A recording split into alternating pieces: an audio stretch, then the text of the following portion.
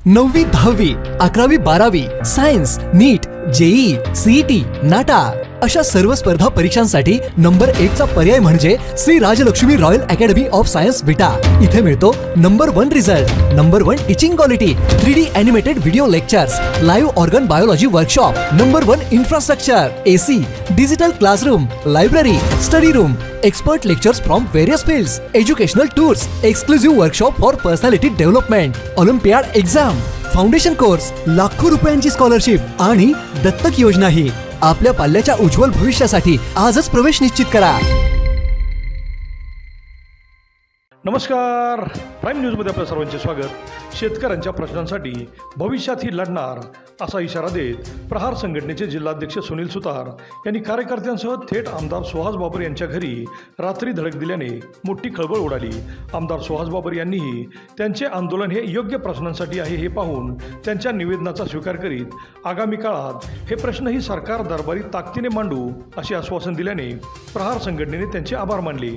प्रहारचे संस्थापक माजी मंत्री बच्चू कडू यांनी शेतकऱ्यांना कर्जमाफी देतो असे आश्वासन देत सत्तेवर आलेल्या सरकारने अजूनपर्यंत कर्जमाफी का दिली नाही याचा जाब विचारत राज्यातील सर्व आमदारांच्या घरी रात्री जाऊन टिंबा आंदोलनाचा इशारा दिला होता।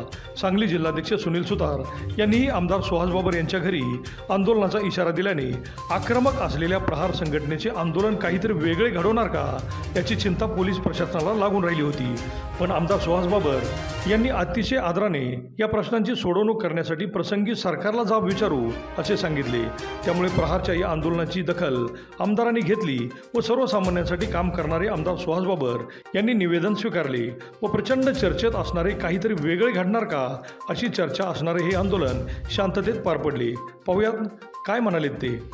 प्रहार जनशक्ती पक्षातर्फे शेतकऱ्यांची कर्जमाफी होण्यासाठी आजचं हे आंदोलन होतं। हे आंदोलन आमदारांना निवेदन देऊन आंदोलन आज करण्यात आलेलं आहे। नुकत्याच झालेल्या निवडणुकीत सर्व राजकीय पक्षांनी शेतकऱ्याची कर्जमाफी आणि शेतकऱ्याच्या मालाला हमीभावाची घोषणा केलेली होती। असे असताना सुद्धा येणाऱ्या झालेल्या अधिवेशनात आणि आता सरकार स्थापन झाल्यापासून कोणीही ह्या विषयावर बोलायला तयार नाही आणि त्या विषयावर बोलण्यासाठी सर्व आमदारांना, महाराष्ट्रातल्या सर्व आमदारांना हे शेतकऱ्यांच्या विषयाबद्दल जागरूक करण्यासाठी आजच्या या आंदोलनाचा उद्देश होता। आणि त्याप्रमाणे आज हे मशाल मोर्चाचं आंदोलन करून शेतकऱ्यांच्या प्रश्नाबाबत आम्ही यांना जागृत करून आमदारांना त्याबाबत आम्ही निवेदन दिलेलं आहे। आमदारांनी सुद्धा हा येणाऱ्या अधिवेशनात शेतकऱ्यांच्या कर्जमाफीचा विषय आम्ही आग्रहाने मांडू असे आम्हाला ग्वाही दिलेली आहे। अशा पद्धतीने आमचे आज आंदोलन झालेले आहे आणि इथून पुढे सुद्धा शेतकऱ्याच्या विषयात प्रहार अशाच पद्धतीने आवाज उठवत राहील।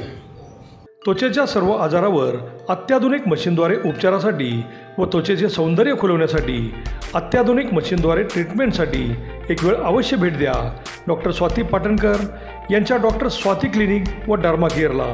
इथे skin polishing, chemical filling, skin whitening, fairness treatment आदींबरोबर त्वचेवर आधुनिक उपचार करून आपले सौंदर्य खुलवले जाते।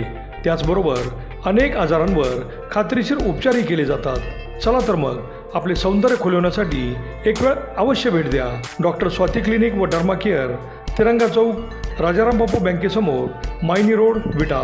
संपर्क 78 23 86 1502।